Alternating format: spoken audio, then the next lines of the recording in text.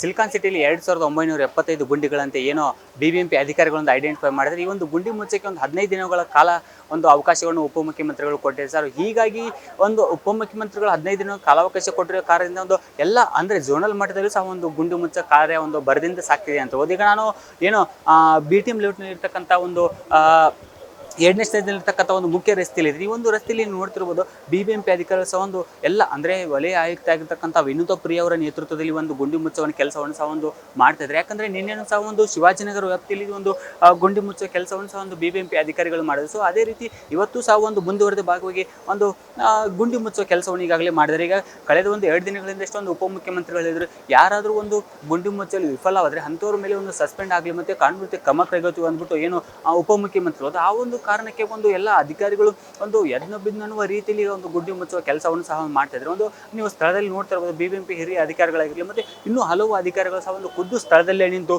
ಈ ಒಂದು ರಸ್ತೆ ಗುಂಡಿ ಮುಚ್ಚುವಂಥ ಕೆಲಸವನ್ನು ಸಹ ಮಾಡ್ತಿದ್ದಾರೆ. ಸೊ ಹಾಗಾಗಿ ಇನ್ನು ಅಂದರೆ ಕೇವಲ ಇನ್ನೂ 5 ದಿನಗಳ ಕಾಲ ಒಂದು ಸಮಯಾವಕಾಶ ಇರೋದ್ರಿಂದ ಒಂದು ಬೆಂಗಳೂರಿನಲ್ಲಿ ಇರ್ತಕ್ಕಂಥ ಒಂದು ಎಲ್ಲ ವಲಯದಲ್ಲೂ ಸಹ ಒಂದು ಈ ಒಂದು ರಸ್ತೆ ಗುಂಡಿ ಮುಚ್ಚುವ ಕೆಲಸವನ್ನು ಸಹ ಒಂದು ಈಗಾಗಲೇ BBMP ಅಧಿಕಾರ ಒಂದು ಸರ್ವಸನ್ನದ್ಧವಾಗಿ ಮಾಡ್ತಾರೆ. ಸೊ ಹೀಗಾಗಿ ಇನ್ನು ಮುಂದೆ ಆದರೂ ಸಹ ಒಂದು BBMP ಒಂದು ರಸ್ತೆ ಗುಂಡಿ ಮುಚ್ಚಿಸಿ ಒಂದು ಸ್ಥಳೀಯ ಸಿಲಿಕಾನ್ ಸಿಟಿ ಜನರಿಗೆ ಒಂದು ಗುಂಡಿ ಮುಕ್ತ ನಗರವನ್ನು ಮಾಡುತ್ತೆ ಅನ್ನೋದು ಒಂದು ಕಾದು ನೋಡಬೇಕಿದೆ. ಕ್ಯಾಮ್ರಾಮನ್ ಧನರಾಜ್ ಜೊತೆ ವಿನೋದ್ ಕಮ್ತರ್, ಅಶ್ವೇ ಗಣೇಶ್, ಬೆಂಗಳೂರು.